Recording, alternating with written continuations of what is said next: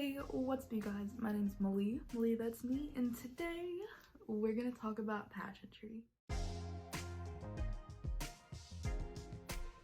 Some of the things in this video you have definitely heard in other pageant videos, but there are still some hidden gems that people won't even think to tell. Let's get started with our first subcategory, which is tone of voice. Under tone of voice, make sure you are speaking clearly, that they can understand what you are saying.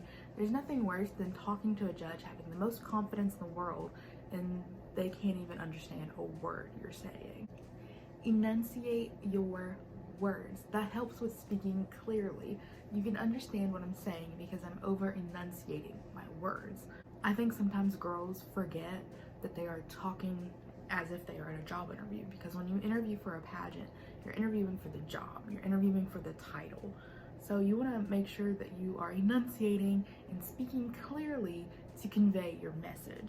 Every good title holder needs to know how to use volume in their voice and to project their voice. So if you were having a one-on-one interview, it's a round robin style interview and it's one-on-one, you need to realize how much room you need to fill up with your voice. You need your little box. So you need to learn how to project just enough to where they're gonna hear you and you're gonna hear yourself, but you won't disturb other girls. If you're in a panel interview, it's you against 3 to 4 other judges. You need to learn how to use your volume and use the projection of your voice to fill up your entire space. Not yelling, not giving a speech, but just enough to where the room doesn't seem so giant and you seem so small. The second key factor in the spoken category is speed. Now this is the one that I personally struggle with. Whenever I get really excited about something, I tend to speak faster and faster because I want to tell you everything super fast, but then you can't understand me and I'm not enunciating the words and everything's got to blue together. We don't want to do that. So take a breath and talk at an appropriate speed. You don't talk so slow like this because they'll get bored. So you need to practice on what is a good speed. The tone and the speed that I am talking to you right now is a perfect conversational speed, especially in an interview setting. To go along with speed, whenever you're practicing your interview questions, aim to answer them in about a 30 to 45 second window frame, because in your interview, you only have 2, 3, 5 minutes. You want to try to get as many questions answered by the judges in that time frame. And a 30-second window, 45-second window to answer your question should be plenty to convey your message if you word things properly. I know you've heard this time and time again, but I want to put a little spin on it. Do not use the word is not a word. If you need to take a second to think about what you want to say next, pause. Here's an example. Here's me saying the word So I'm very excited about this project that I'm working on. We're working with animals.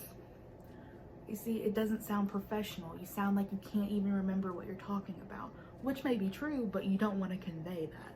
Here's me using not and taking a pause. I'm really excited about this project. We're working with animals, but you see the difference, that I just take a breath, take a pause, like there's a comma there, and then continue. Going along with the words that you say, we are now entering into our third and last category of spoken, which is vocabulary. I know a lot of times we are talking about projects that we are so passionate and familiar with in our interviews, but the reality is not every judge is going to know exactly what you're doing. So whenever you are explaining to them, make sure you are using words and terms that they can understand. If you are using abbreviations, tell them what those abbreviations mean. I've had an interview once before where I was talking about GMOs.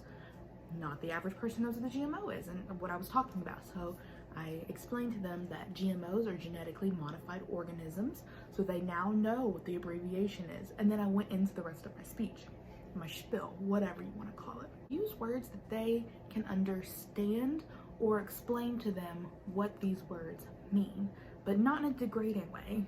Just make sure that they can understand so they can fully understand what you are doing and why you are so passionate about something. On the flip side of that is to use bigger words that are common knowledge. So instead of saying, I love my platform, love is a very generic word. Everyone uses the word love.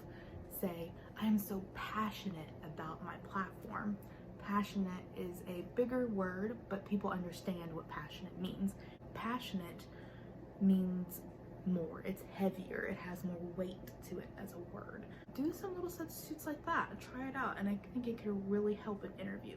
My last tip in this category is to not use these filler words. Do not say very, really, so, or super. Some point we add these words to everything to where they have no meaning. We say them as the filler word instead of or like anymore. So whenever you're talking about a project that you're working on, maybe you say, I'm really excited about this. I am so excited about this. I am very excited about this. It's almost lost its weight. But if you say, I am excited about this, there's more weight to that now because we overuse those filler words. I hope this helped you all just a little bit even. Definitely comment below if you made it this far. Comment the 2 hearts emoji. Yeah, we'll do that. And I really hope this helped you all.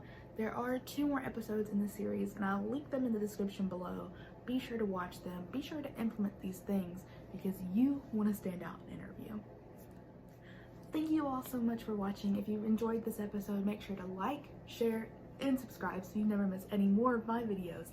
I talk about pageant content, sometimes DIY, sewing, crochet, all kinds of fun stuff, but make sure you come back for the next one. And I will see you guys in the next video.